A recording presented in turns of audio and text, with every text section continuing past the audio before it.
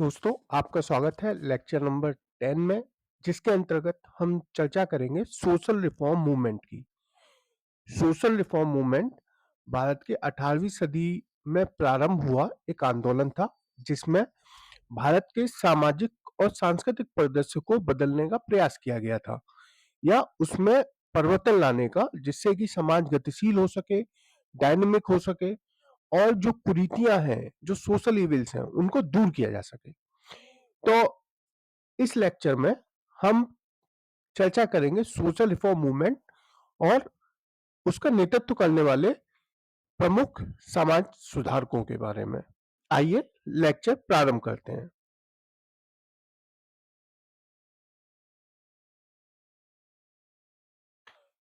Background यानी कि पृष्ठभूमि।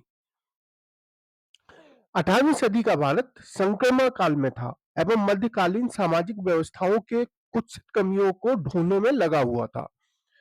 भारत में यूरोपियन शक्तियां अपने प्रभाव का राजनीतिक एवं आर्थिक विस्तार कर रही थीं तथा साम्राज्यवादी यूरोप के उभार में पुनर्जागरण एवं बौद्धिक विकास के साथ तर्कवाद व अन्वेषण ने महत्वपूर्ण भूमिका निभाई थी। वहीं भारत उस समय सती प्रथा, विधवाओं का अपमान, महिला शिक्षा पे उदासीनता, बाल विवाह, मूर्ति पूजा, बहुदेववाद के साथ जाति प्रथा और अस्पृश्यता जैसी बुराइयां समाज के पतन की दिशा में ढकेलने में लगी हुई थी। तो जब यूरोपियन शक्तियां भारत में आई, तो अचानक से भारत, जो अपने आप को काफी अग्रगण्य राष्ट्र के रूप में उस समय स्थापित था, को यह अनुभव होने लगा कि हम कहीं ना कहीं इनसे कमतर हैं। दूसरा, उन शक्तियों ने जैसे जैसे अपना राजनीतिक प्रभाव स्थापित किया, सामाजिक क्षेत्र में भी हस्तक्षेप करने लगे एवं भारतीयों को एक निम्न कोटि के एवं दोयम दर्जे के सामाजिक व्यक्तित्व का दर्शाने लगे। उनको ये अनुभव कराने लगे कि भारत जो है, भारतीय जो है, वो पिछड़े हुए हैं, शिक्षा में भी पिछड़े हुए हैं, सामाजिक क्षेत्र में भी पिछड़े हुए हैं। तो यह एक पूरी मानसिकता उनके द्वारा स्थापित की गई। शीघ्र ही जो शिक्षित भारतीय थे, उन्हें यह अनुभव होने लगा कि यदि हमें अंग्रेजों का या यूरोपियन शक्तियों का सामना करना है, तो भारत में हमें समाज सुधार में क्रांतिकारी बदलाव लाने होंगे और भारत को हम तभी आगे ले जा सकते हैं और इन शक्तियों के साथ हम तभी एक संघर्ष प्रारंभ कर सकते हैं। ऐसे में सामाजिक नेतृत्वकर्ताओं ने राष्ट्र जागरण की पहली सीढ़ी, जो कि सामाजिक सांस्कृतिक जागरण एवं सुधार को बनाने तय किया गया, जिसके अंतर्गत जो मसाल थी, वह तो अंदर अंदर सुलग ही रही थी। उस मसाल के माध्यम से उन्होंने सुधार लाने के निश्चय किए, जिससे कि साम्राज्यवाद के चंगुल से भारत को आजाद किया जा सके और भारतीय समाज भी पुनरुत्थान एवं प्रगतिशीलता की राह पर आगे बढ़ सके। तो इस प्रकार से हम देखते हैं कि जो रिफॉर्म के लिए जो राह बनी, उसके पीछे जो सामाजिक बुराइयां थी, जो बदलाव की मांग थी और जो सामने खड़े हुए चुनौतियां थी, उन्होंने उसके लिए मार्ग प्रशस्त किया। इन्हीं को हमने प्रमुख कारणों के अंतर्गत शामिल किया है कि जो सबसे प्रमुख कारण थे, उनमें वेस्टर्न यानी पश्चिमी जो यूरोपियन शक्तियों का आगमन था, उनके द्वारा जो राजनीतिक विजय हासिल की गई, उसने भारत की जो कमजोर सामाजिक ढांचे था, उसको पूरी तरीके से उजागर करके रख दिया। भारत का जो खोखला ढांचा था, भारत के पूरी जो व्यवस्था में कमी आती, उनको सामने ला के रख दिया, जिसकी वजह से यह आवश्यकता अनुभव की गई कि भारत के समाज में व्यापक और आमूलचूल परिवर्तन की आवश्यकता है। दूसरा, फ्रीडम ऑफ प्रेस, यानी कि जो 15वीं शताब्दी में पुर्तगालियों के द्वारा भारत में प्रेस लाई गई थी, ये हम सभी जानते हैं।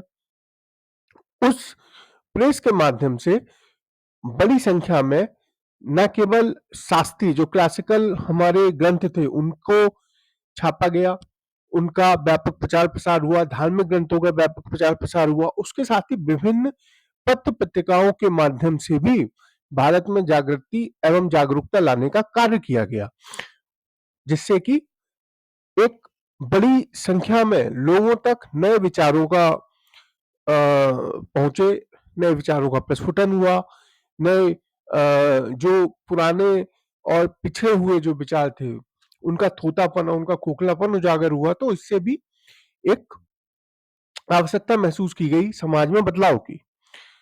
तीसरा, जो भारत में शिक्षित एवं मध्यम वर्ग का उदय हुआ, उसने भारतीय सोसाइटी में जो कमियां थी उनको समझा, उन कमियों के पीछे जो कारण थे उनके बारे में अन्वेषण किया और उनको दूर करने का प्रयास किया। इससे भी एक बड़े बदलाव का प्रारंभ हुआ।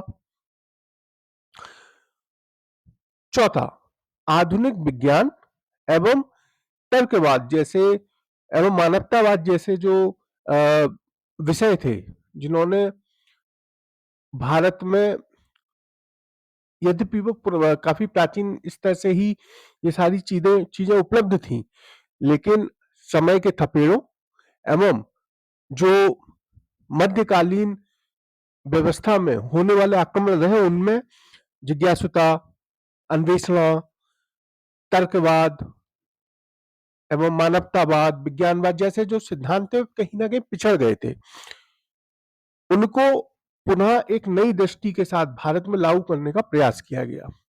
तो ये सभी कारण बने भारत में सामाजिक सुधार के लिए। चलिए आइए आगे चर्चा करते हैं कि रिफॉर्म मूवमेंट और उसके प्रकार के बारे में। भारत में जो रिफॉर्म मूवमेंट प्रारंभ हुआ 19वीं शताब्दी में, उसको दो भागों में विभाजित किया जाता है, रिफॉर्मिस्ट और रिवाइवलिस्ट। रिफॉर्मिस्ट के अंतर्गत वे लोग शामिल हैं जो समय एवं काल के अनुसार परिस्थितियों में बदलाव लाना चाहते थे और भारत को एक आधुनिक राष्ट्र के रूप में स्थापित करना चाहते थे। इनके जो साधन थे वह नवीन विचार से ओतप्रोत थे, इसीलिए इनको रिफॉर्मिस्ट की संज्ञा दी जाती है। इस क्रम में राजा राम मोहन राय, ईश्वर चंद्र विद्यासागर तथा अन्य कई इस प्रकार के, सर सैयद अहमद खां और इस प्रकार के सुधारक शामिल है जिन्होंने आधुनिक शिक्षा को बदलाव का माध्यम बनाया। दूसरा, रिवाइवलिस्ट। रिवाइवलिस्ट या पुनरुत्थानवादी, इसके अंतर्गत यह सुधारवादी मुख्य रूप से भारत की प्राचीन परंपराओं या जो भारत का पुरानी सभ्यता थी उसमें अत्यधिक विश्वास रखते थे। वे मानते थे कि भारत का जो प्राचीन गौरव है उसको हम अपने भारतीय साधन और माध्यमों के माध्यम से ही पुनः उस स्थिति को प्राप्त कर सकते हैं। इसीलिए उनके द्वारा मुख्य रूप से भारत की प्राचीन गौरवशाली परंपराओं पर बल दिया गया और उन्होंने यह प्रयास किया कि इन परंपराओं के माध्यम से हम सुधार को लागू कर सकें। Feature of the reform movement. Feature से अर्थ है कि आखिर वह कौन से आधार थे जिनके आधार पर रिफॉर्म मूवमेंट्स को मुख्य रूप से लागू किया गया। तो मुख्य रूप से सभी सुधार आंदोलन इन चार आधारों पर आधारित थे। मुख्य रूप से ह्यूमनिज्म यानी कि मानवतावाद, जिसमें मानव को अधिक वरीयता दी जाती है तुलनात्मक रूप से। साइंटिफिक टेम्पर यानी विज्ञानवाद, वैज्ञानिक सोच रखना। यूनिवर्सलिज्म, सार्वभौमवाद, यह मानना कि सभी धर्म एवं सभी विचारधाराएं का जो मार्ग है वह अलग अलग हो सकता है परंतु वह किसी एक बिंदु पर जाकर ही मिलती हैं। तर्कवाद, तर्कवाद और अन्वेषणा यानी कि किसी भी विषय पर विश्वास करने से पहले उसकी बारीक जांच परख करना। तो इस प्रकार से ये चार जो आधार हैं वह तय किए गए थे। Reformist movement. अब हम बात करते हैं जिन 2 प्रकारों के मूवमेंट्स के बारे में हमने पढ़ा था। तो प्रारंभ हम करते हैं रिफॉर्मिस्ट मूवमेंट से। रिफॉर्मिस्ट मूवमेंट में सर्वप्रथम आता है ब्रह्म समाज। ब्रह्म समाज की स्थापना राजा राम मोहन रॉय के द्वारा की गई थी। वह भारत के प्रथम आधुनिक एवं अग्रगण्य नेता के रूप में उनको मान्यता दी जाती है। उन्होंने पश्चिमी और भारतीय सभ्यता का एक समागम प्रस्तुत करने का प्रयास किया था। वे बंगाल के निवासी थे और अकबर द्वितीय के द्वारा उनको राजा की उपाधि प्रदान की गई थी। उन्होंने सती प्रथा के विरुद्ध अधिनियम निर्माण में सक्रिय भूमिका निभाई गई। वे प्रारंभ से ही मानवतावाद, सार्वभौमवाद, वैज्ञानिकवाद के समर्थक थे। 1815 ईस्वी में आत्मीय सभा का उनके द्वारा गठन किया गया, जिसका उद्देश्य धार्मिक विषयों पर चर्चा परिचर्चा करना था। 1828 में ब्रह्म समाज की उन्होंने स्थापना की, जो आगे चल के ब्रह्म समाज के रूप में जाना गया। ब्रह्म समाज के जो उद्देश्य था, वह भारतीय यानी कि हिंदू धर्म में जो व्याप्त कुरीतियां थी उनको दूर करना था।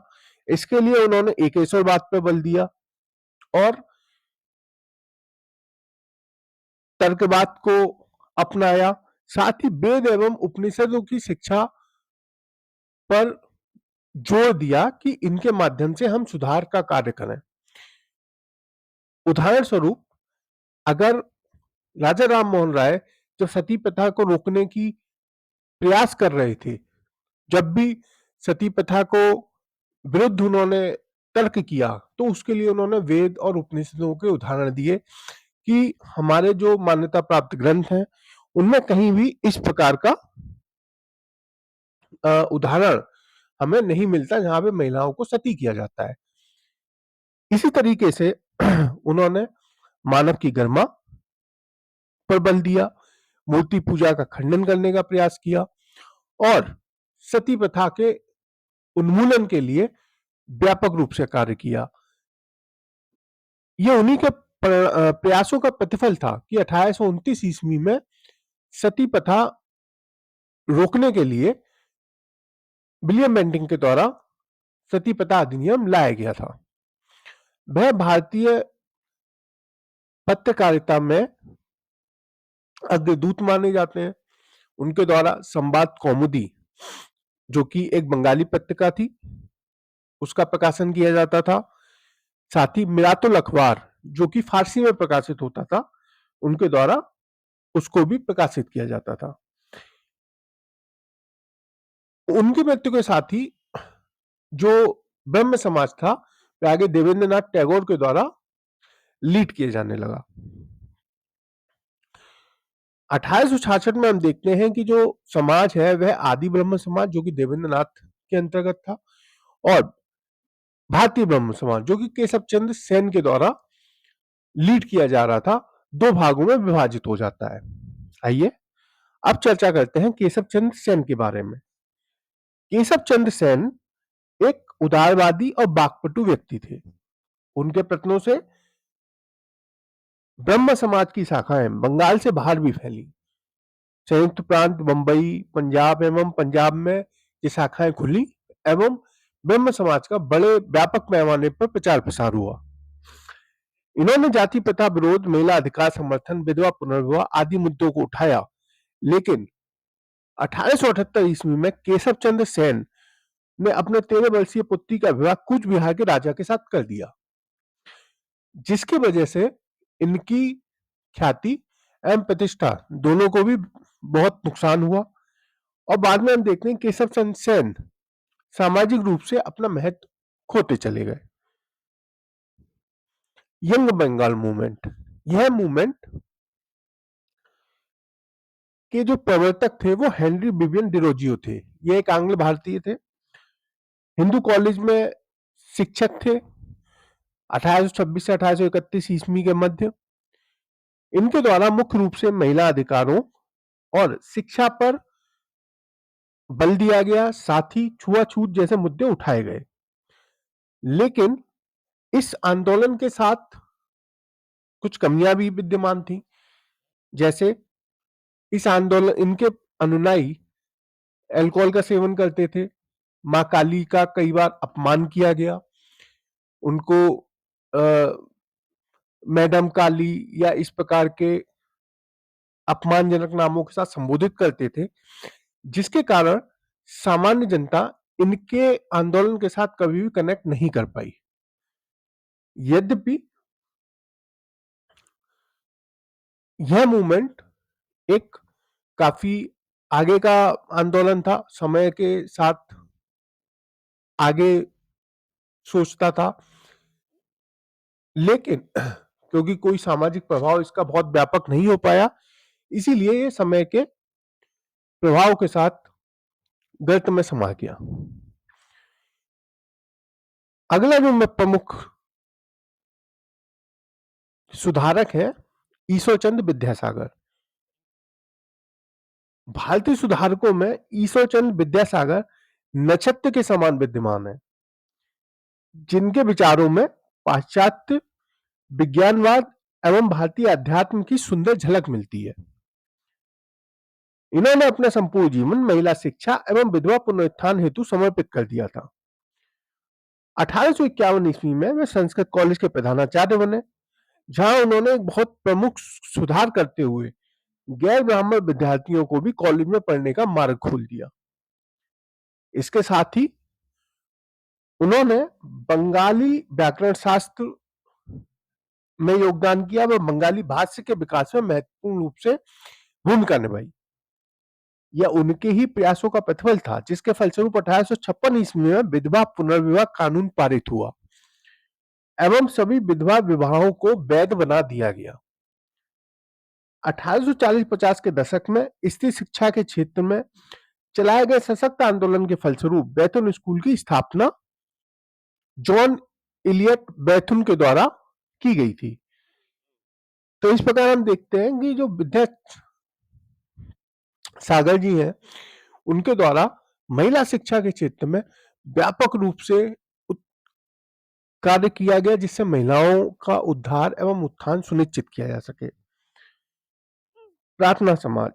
प्रार्थना समाज की स्थापना 1867 ईस्वी में हुई थी, जिसको आत्माराम पांडुरंग के द्वारा स्थापित किया गया था और केशव चंद्र सेन ने इसमें बहुत महत्वपूर्ण भूमिका निभाई थी। इसके अन्य महत्वपूर्ण नेतृत्वकर्ताओं में महादेव गोविंद रानाडे, भंडारकर, एनजी चंदावरकर और केटी तेलंग शामिल थे। केटी तेलंग समाज सेवा के विभिन्न कार्यों में संलग्न रहते थे और यही भूमिका वे यहां भी निभा रहे थे। परमहंस मंडली। परमहंस मंडली की स्थापना मेहताजी दुर्गाराम, दादोबा पांडुरंग एवं उनके दोस्तों ने मिलकर 1849 ईस्वी में महाराष्ट्र में की। यह मंडलियां एक ईश्वर, महिला उद्धार, विधवा पुनर्विवाह एवं महिला शिक्षा पर ध्यान केंद्रित करके कार्य करती थी। वास्तव में मंडलियां समाज सुधार की दिशा में एक नवाचार थी। इनकी बैठकों में और मंडलियों में सुधार हेतु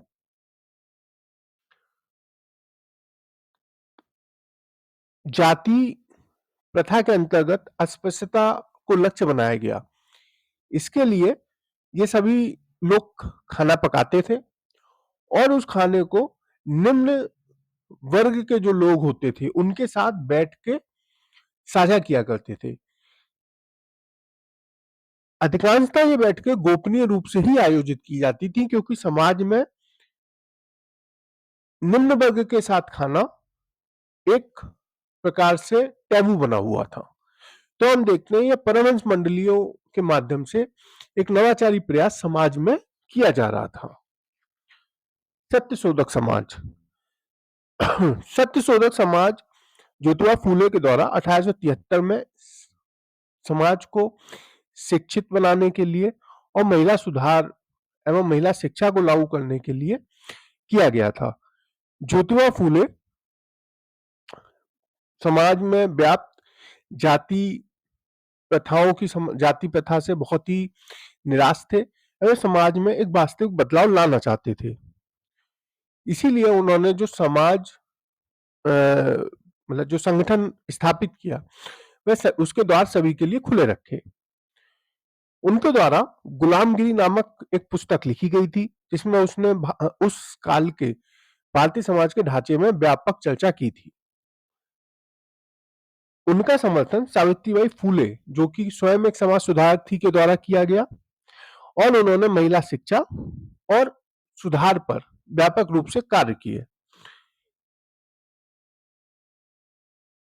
गोपाल हरि देशमुख लोकहितवादी नाम से प्रसिद्ध थे तथा प्रभाकर पत्रिका प्रकाशित करते थे।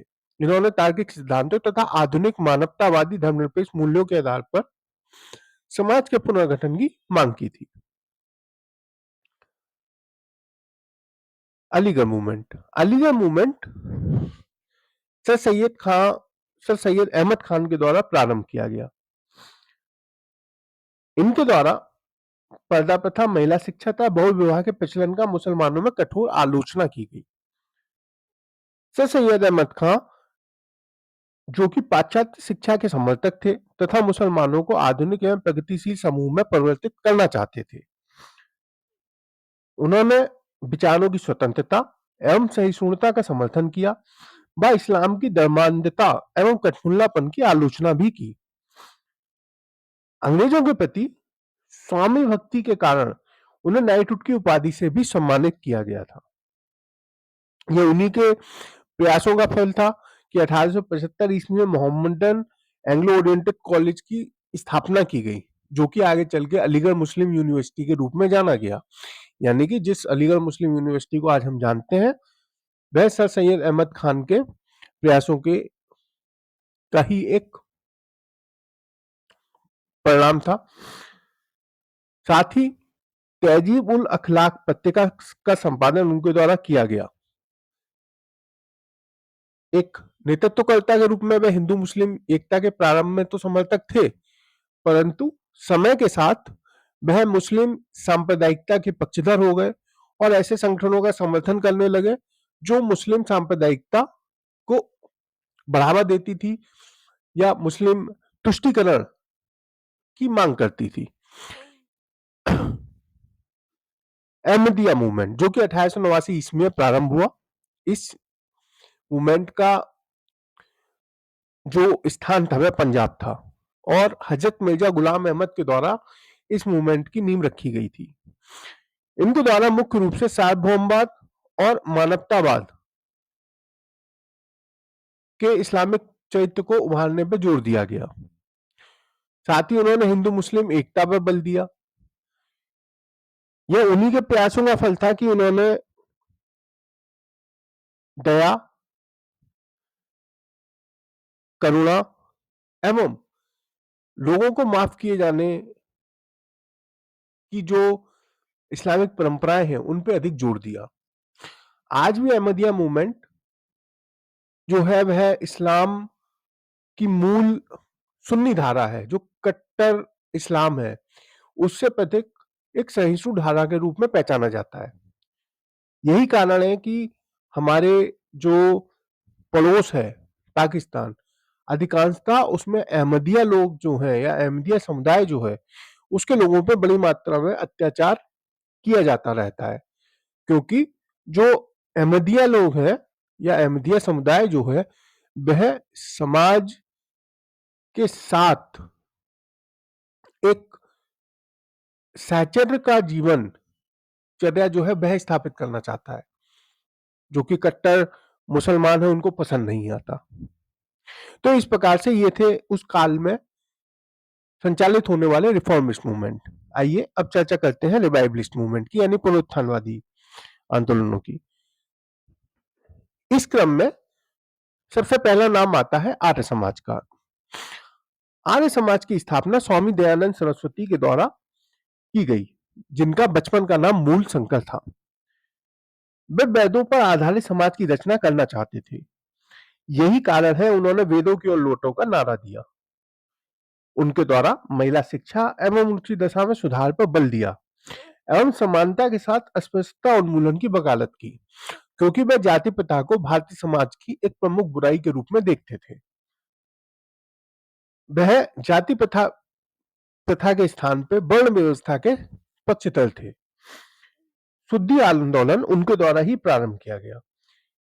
इसका उद्देश्य ऐसे लोग जो धर्म का परित्याग कर चुके हैं या दूसरे धर्म को ग्रहण कर चुके हैं उनको हिंदू धर्म में पुनः वापस लाके दीक्षित करना था।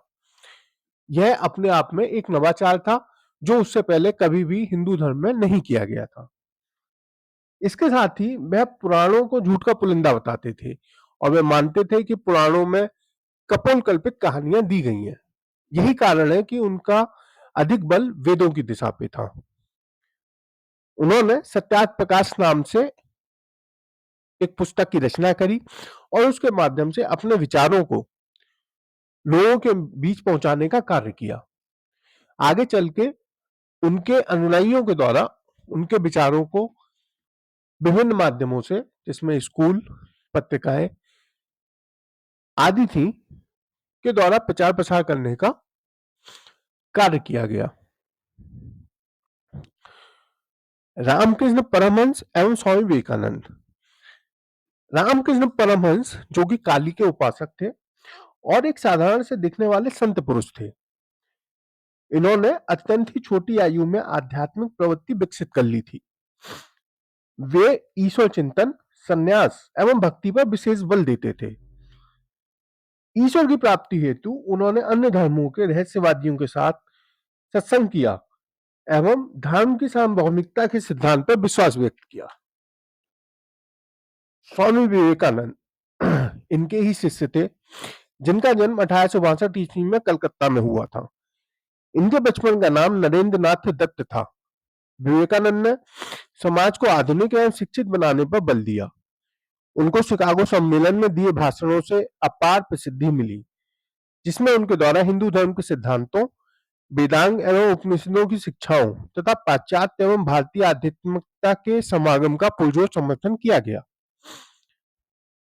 उन्होंने अंधविश्वास का विरोध किया, जाति प्रथा की आलोचना की, धार्मिक पतन का विरोध किया तथा दरिद्र नारायण की भावना के अनुगमन का आह्वान किया। 1897 में रामकृष्ण मिशन की उनके द्वारा स्थापना की गई। ये स्वामी विवेकानंद ही थे जिनके 1893 के शिकागो भाषणों की धूम पूरे विश्व में हो गई थी और उसके पश्चात उसकी हलचल इतनी तीव्र थी कि भारत में भी उसके ज्वार को अनुभव किया गया। इस प्रकार से स्वामी विवेकानंद भारतीय जागरण में भूमिका निभाने वाले सबसे महत्वपूर्ण शख्सियतों में से एक है। आइए अब चर्चा करते हैं इनके द्वारा किए गए प्रमुख कार्यों के बारे में। विवेकानंद जी ने अंधविश्वास, कठोर जाति प्रथा, अस्पृश्यता, धार्मिक पतन जैसे प्रमुख मुद्दे उठाए और उन्होंने हिंदू धर्म की आध्यात्मिक श्रेष्ठता के बारे में संपूर्ण विश्व में चर्चा करी। वे भारतीय दार्शनिक परंपरा को विश्व की श्रेष्ठतम दार्शनिक परंपरा मानते थे। यही कारण है कि उन्होंने वेदांत के ज्ञान पर बल दिया और वे मानते थे कि ये वेदांत की जो पूरी प्रणाली एक बहुत ही तार्किक और अन्वेषणा पे आधारित प्रणाली है। तो इस प्रकार से यह पूरे जो स्वामी विवेकानंद जी के द्वारा भारत को शिक्षित किया गया, उसका प्रभाव हम देखते हैं कि आने वाले समय में भारत के राष्ट्रीय आंदोलन पर भी स्पष्ट रूप से नजर आता है। वहाबी मूवमेंट।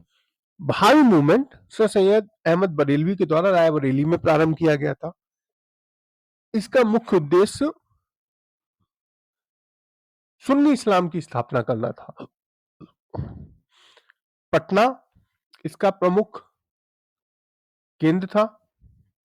इसके साथ ही यह मिशन बंबई, बंगाल, यूपी, हैदराबाद और मद्रास में भी लगातार रूप से संचालित रहा।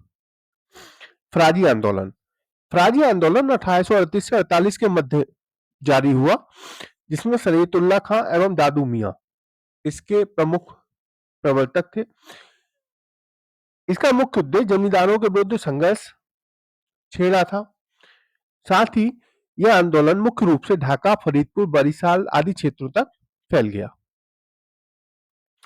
अगला जो मूवमेंट है वो है देवबंद आंदोलन। देवबंद आंदोलन भी एक पुनरुत्थानवादी आंदोलन है। इसका उद्देश्य मुसलमानों को कुरान एवं हदीस की सच्ची शिक्षाओं से अवगत कराना था। इनके द्वारा भारतीय राष्ट्रीय कांग्रेस की स्थापना का स्वागत किया गया। तो हमें ध्यान रखना है कि कौन सा वो आंदोलन है जिसने भारतीय राष्ट्रीय कांग्रेस की स्थापना का स्वागत किया, तो देवबंद आंदोलन है। कूका आंदोलन। कूका आंदोलन जो है यह सिखों से जुड़ा हुआ एक आंदोलन जो कि 1872 में प्रारंभ हुआ। बाबा राम सिंह के द्वारा यह प्रारंभ किया गया, जो बाबा बालक सिंह के शिष्य थे। इन्होंने सामाजिक बुराइयों जैसे जाति प्रथा, भ्रूण हत्या, बच्चियों की खरीद फरोख्त आदि का विरोध किया। अकाली आंदोलन 1920 से 25 में प्रारंभ हुआ, जिसका उद्देश्य गुरुद्वारों में व्याप्त भ्रष्टाचार एवं कुशासन को समाप्त करना था। अकालियों के झंडे तले इस आंदोलन को संचालित कर ऐसे महंतों एवं सरकारों के समर्थकों से गुरुद्वारों को मुक्त कराया गया।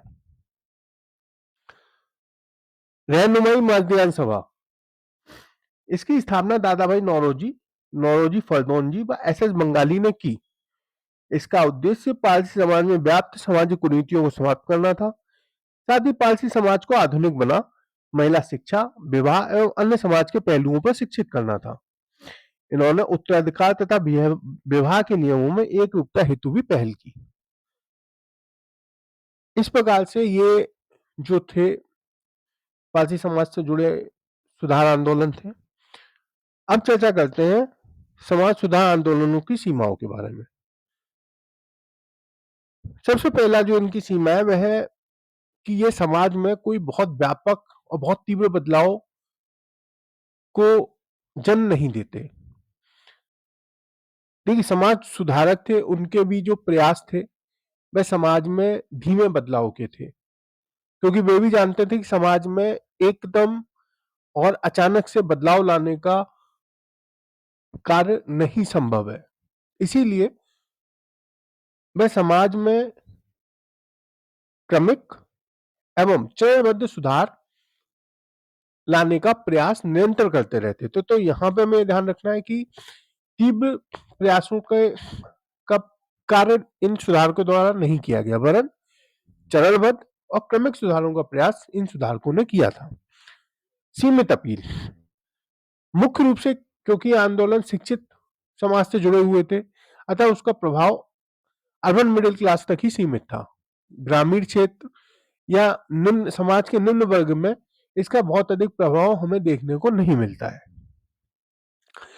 पुनरुत्थानवादी या रिवाइवलिस्ट चरित्र।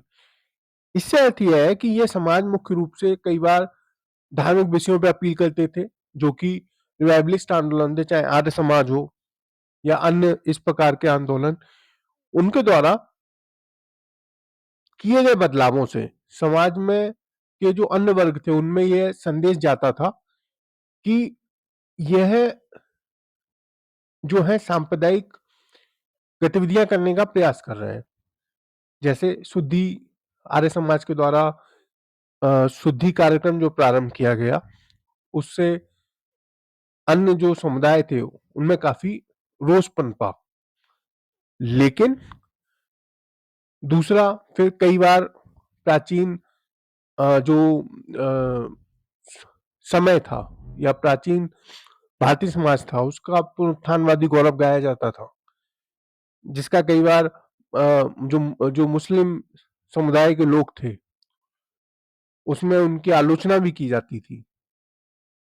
इस बात को लेकर आपस में सामाजिक टकराव भी हुए।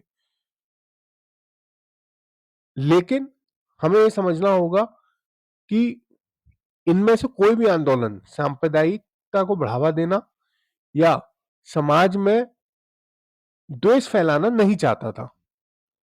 वास्तव में जो माध्यम थे यह उनके